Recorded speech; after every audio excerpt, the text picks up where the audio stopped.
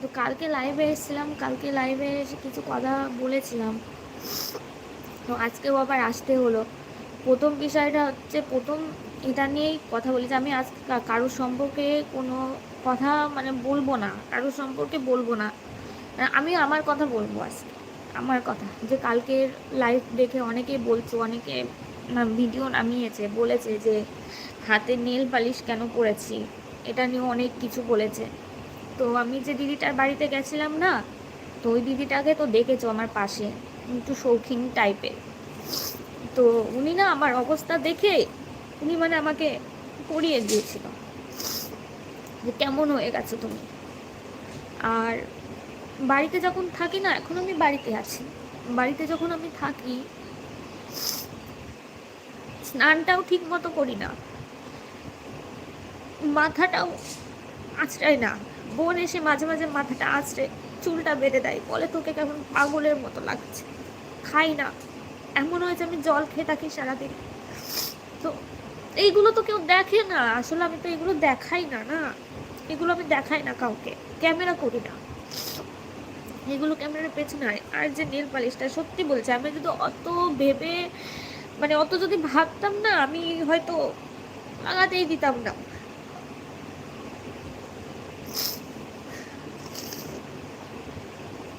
কালকে কাঁদিনি, মানে স্ট্রং হয়ে কথা বলেছিলাম। কিছু কিছু দি ভাই, বোনেরা, ভাইরা এত পাশে দাঁড়িয়েছিল না আমার, বলছে যে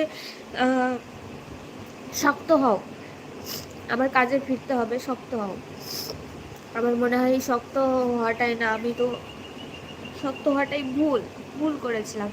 আর কত কাঁদবো, কত কাঁদবো, আমার মাথার প্রবলেম আছে, বেশি কাঁদলে মাথায় প্রচুর ব্যথা হয়। কালকে ওই দি ভাইয়ের বাড়িতেও মানে শরীরটা খারাপ ছিল, আমি বলেছিলাম হয়তো, মাথা প্রচুর যন্ত্রণা করছিল, ব্যথা করছিল, ওষুধ খেয়ে তারপরে আমি লাইভটা করতে আসলাম। আর আমি যদি কাঁদতাম না, আমি কাঁদলে তোমাদের সাথে সবটা শেয়ার করতে পারতাম না। আমার প্রথম লাইভটা হয়তো দেখেছো, আমি সব কথা বলতে পারি না, আমি না গুছিয়ে কথা বলতে পারি না। গুছিয়ে কথা বলতে আরিয়ান খুব ভালো পারতো, খুব ভালো পারতো। ওই বেশিরভাগ দেখতে না ব্লগে ওই কথা বলতো, আমি বেশি একটা কথা বলতাম না। তো কালকে অনেকে ভিডিও করেছো, আমার বোনের সম্পর্কেও বলেছো। আমার আমার এই ব্যাপারটা, আমার বোনকে কেন টেনেছো আমি জানি না। আমার বোন নাকি মানে বিয়ে করে সংসার করতে যায়নি, পুতুল খেলতে গেছিল। তো প্রথমে আসি আমার বিষয়টা নিয়ে। আমার তো প্রথমে আমার বিয়ে হয়েছিল, 19 বছর বয়সে বিয়ে হয়েছিল আমার। তো আমি ওই ব্যাপারটাও কখনো বলিনি সোশ্যাল মিডিয়াতে, কারণ আমি ওই যেটা হয়ে গেছে হয়ে গেছে, ওটা নিয়ে আমি কারোর মান সম্মান মানে করতে চাইনি।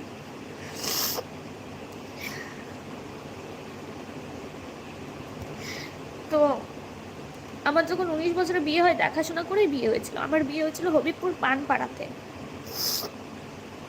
ওখানে আমি, এক সেকেন্ড,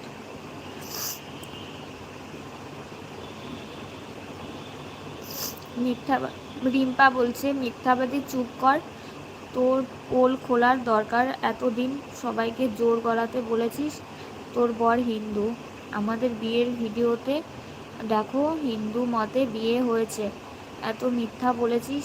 আরে একটা হিন্দু মুসলিম বিয়ে হতেই পারে ভালোবেসে। তুই আমাকে বলছো না কাকে বলছো বুঝতে পারলাম না। আমি একটা একটা করে কমেন্ট দেবো, এত কমেন্ট আসে না, পড়তে পারি না। তুমি কি পাগল না খ্যাপা, যেটা বলবে, যেটা বলবে, এখন তো পাগলই হয়ে গেছে।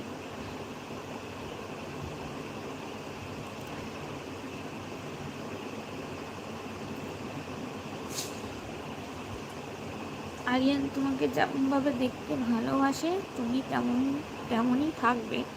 হ্যাঁ, চুলগুলো বড় করতে বলতো, দেখো আমি তো আমার বেশিরভাগ ভিডিওতে দেখবে চুল ছোট ছোট, তো চুলগুলো বড় করবি, করেছি।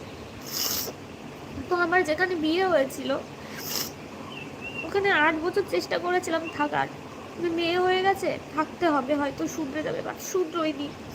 প্রচুর মার খেয়েছি, প্রচুর মার খেয়েছি ওখানে। এমন হচ্ছে রাত্রিবেলাও এসে এসে মানে কোনো কাজ করতো না, নেশা করতো, নেশা করে বেড়াতো। বাড়িতে সব কাজ করেছি। মিস্ত্রি ছিল আগের হাজব্যান্ডের শ্বশুর, 6টা করে মিস্ত্রি থাকতো, তাদের রান্না বাড়া সব করেছি। আমি প্রেগনেন্ট অবস্থায়ও মার খেয়েছি, 9 মাসেও, যখন আমার 9 মাস ছিল তখন আমি মার খেয়েছি। মেয়ে আছে তো এইগুলো না আমি কখনো কাউকে বলতে চাইনি, এগুলো সবই জানতো আরিয়ান, সবই জানতো। যখন এক পর্যায়ে দেখলাম যে না আমি থাকতে পারছি না, আমার সব খরচা আমার এ বাড়ি থেকে দিত, মা বাবা দিত সব খরচা, ওখান থেকে কোনো খরচা ওরা দিত না। মেয়ের পড়াশোনা, মেয়েকে ইংলিশ মিডিয়ামে ভর্তি করেছিলাম, সবটাই আমার বাবা দিত। ওর মানে প্রথম হাজব্যান্ড তো কোনো কাজই করতো না, টাকা দেবে কি করে, তো এখান থেকে যেত। তো আমি বললাম সব টাকা ওখান থেকে আসছে, তারপরে আমার সাথে এরকম টর্চার হচ্ছে, তাহলে আমি এখানে থাকবো কেন? তারপরেও আমি না থেকেছি, 8 বছর থেকেছি, চেষ্টা করেছি যে না ঠিক হবে। যখন দেখলাম না আর হচ্ছে না, তখন মেয়েকে নিয়ে আমি এখানে চলে আসি। মেয়েকে নিয়ে এখানে আসার পরে ওই টুকটাক কাজ করতাম বাড়িতে থেকেই, 2 বছর ছিলাম এখানে। 2 বছর পরে আরিয়ানের সাথে পরিচয় হয়, তারপরে আরিয়ানের সাথে বিয়ে হয়। তো ভিডিও করেছে একজন, বলেছে আমার ননদ নাকি কালকে আমার লাইভে এসে আমাকে বলেছে আমি ধান্দা করি।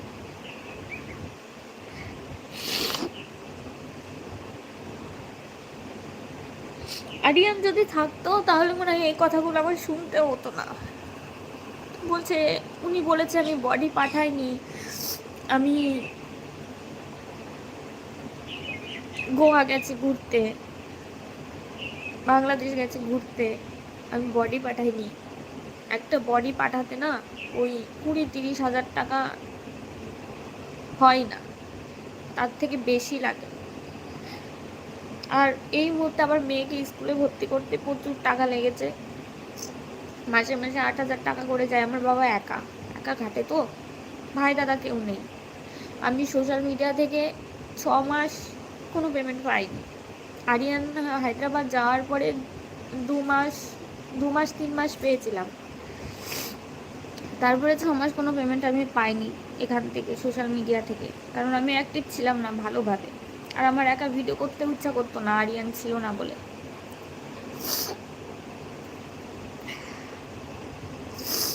তো আমি যদি সেরকম হতাম না, তাহলে টাকায় টাকায় মনে হয় ভরে ভরে যেত।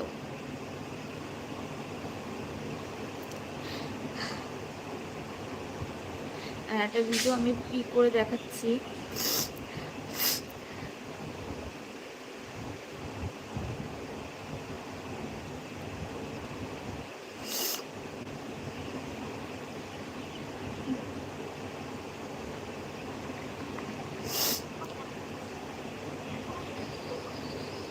আর হ্যাঁ, সবাই অনেকে বলছে যে কি আমি আমার লাভ স্টোরিতে বলেছিলাম যে আরিয়ান জিন্স পছন্দ করতো না পছন্দ, কিন্তু পরে এসে দেখেছে আমাদের এখানে তো সবাই পরে, তখন পছন্দ করতো। দেখবে আমার একটা পিঙ্ক কালারের জিন্স আছে, ওটা কিন্তু আরিয়ানই কিনে দিয়েছিল আমাকে। যত শর্ট ড্রেস আমি পরেছি সব কিন্তু আরিয়ানই কিনে দেয় অনলাইন থেকে। ও মানে স্টার্টিং পছন্দ করতো না, হ্যাঁ করতো না। আর ও যে বলছো আলিয়ার সাথে আগে কথা বলতাম, আলিয়ার সাথে কেমন কথা বলতাম, আরিয়ানের ফোন থেকে কথা বলতাম, মাঝে মাঝে আমার আমার ফোন থেকে লুকিয়ে কথা বলতাম, কন্টিনিউ না, হয়তো 1 সপ্তাহ 2 সপ্তাহ পরে। আর যখন আরিয়ান হায়দ্রাবাদে ছিল 9 মাস, তখন আলিয়ার সাথে আমার কোনো কথাই হয়নি, 9 মাস কোনো কথা হয়নি আলিয়ার সাথে। আলিয়াও কখনো আমাকে ফোন করেনি, ওর ভাই যখন ওখানে ছিল। আরিয়ানের সাথে কথা হতো কিনা, খুব হতো কিনা সেটাও আমি বলবো না। আর এই যে আরিয়ান যখন এখানে আসলো, আসার পরে আরিয়ানের কিছু কিছু কাজ আমার ভালো লাগেনি, যেটা যেমন মানে আমি সংসারের কোনো কিছু একটা করছি সেটা নিয়ে ও নষ্ট করে দিচ্ছে, এরকম এগুলো আমার ভালো লাগতো না বলে ওর বোনকে আমি জানাতাম যে তোমার ভাই এরকম করছে ওরকম করছে, যে জানাতাম যে এরকম করলে তো হয় না, সংসারের জিনিস নিয়ে যদি ও নষ্ট করে তাহলে তো হয় না। ব্যাস এইভাবে কন্টিনিউ, এইভাবে ওর সাথে আমার কথা হতো না।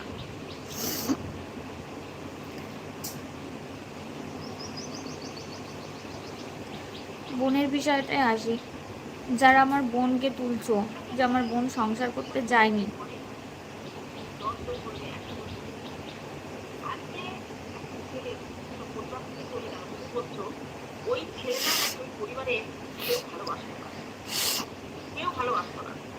হ্যাঁ বলছে কি কেউ ভালোবাসতো না ছেলেটা। হ্যাঁ, আরিয়ান আরিয়ান আমাকে প্রথমে বলেছিল যে ওর ফ্যামিলির কেউ নেই, আমাকে বলেছিল কেউ নেই, ও নানির কাছে মানুষ। এরকম তো অনেক আছে তাই না, যে মা বাবা নেই, ঠাম্মি কিংবা দিদা তাদের কাছে মানুষ, আমিও ওটাই ভেবেছিলাম। আর ও যখন বলেছিল না যে মামা বাড়িতে ওর সাথে টর্চার হয়েছিল, খেতে পারতো না ঠিক মতো, আমার না একটা মায়া এসে গেছিলো ওর প্রতি, জানো তো, একটা মায়া এসে গেছিলো, মায়া কাজ করেছিল যে এরকম কষ্ট করেছে। কিন্তু আমি তখন বিশ্বাস করো জানতাম না যে ওর ফ্যামিলি আছে। আমি বিয়ের 3-4 মাস পরে আমি জানতে পারি যে ফ্যামিলি আছে। কেন লুকিয়েছিল, কিসের জন্য লুকিয়েছিল, ওইটাই আমি জানি না। কারোর কথায় কান দিচ্ছি না, কিন্তু এমন এমন কথা, মানে এমন এমন কন্ট্রোভার্সি হচ্ছে, মানে অনেক নেগেটিভ ভিডিও করছে, অনেক পজিটিভ ভিডিও করছে। আমি বলছি না যে আমার আমার জন্য পজিটিভই করতে হবে, নেগেটিভ হ্যাঁ হতেই পারে, ওআইটিতে সবাই ভালো, মানে সবাইকে পছন্দ করে না, আমাকে পছন্দ নাই করতে পারে। কিন্তু তোমরা যখন ভিডিও করছো জেনে ভিডিও করো, সবটা জেনে ভিডিও করলে আমার মনে হয় ভালো হয়, সবটা জেনে ভিডিও করো। এইভাবে মানে জানা নেই শোনা নেই এভাবে ভিডিও করছে, মানে এমন একটা কথা বলছে, মানে সত্যি গায়ে লাগছে। আমার কি হচ্ছে জানো তো, না আমি রাতে ঠিক করে ঘুমোতে পারছি না, কিছু খেতে পারছি, আমার মানে মানসিক একটা টর্চার হচ্ছে। আর একজন বলেছে যে আমি হয়তো ভয় পাচ্ছি, আমি কিসের ভয় পাবো, আমার কিসের ভয় আছে, আমি হয়তো ভয় পাচ্ছি বলে আমি এসছি। আমি ওয়াইটিতে এর জন্য এসছিলাম যে তার বোন আমাকে এখানে কমেন্ট করছে, এখানে কমেন্ট করছে, যারা কন্ট্রোভার্সি করছে তাদেরকে গিয়ে কমেন্ট করছে। আমি শুধু এটাই জানাতে এসেছিলাম যে তোমার যখন সন্দেহ হচ্ছে, তোমার কাছে যখন প্রমাণ আছে, তাহলে তুমি এখানে আসো, এখানে আসো, এখানে এসে কথা বলো, এখানে থানাতে যাও। আমি থানার নাম্বারও তাকে দিয়ে দিয়েছি, থানাতে যাও, থানাতে গিয়ে তুমি বলো।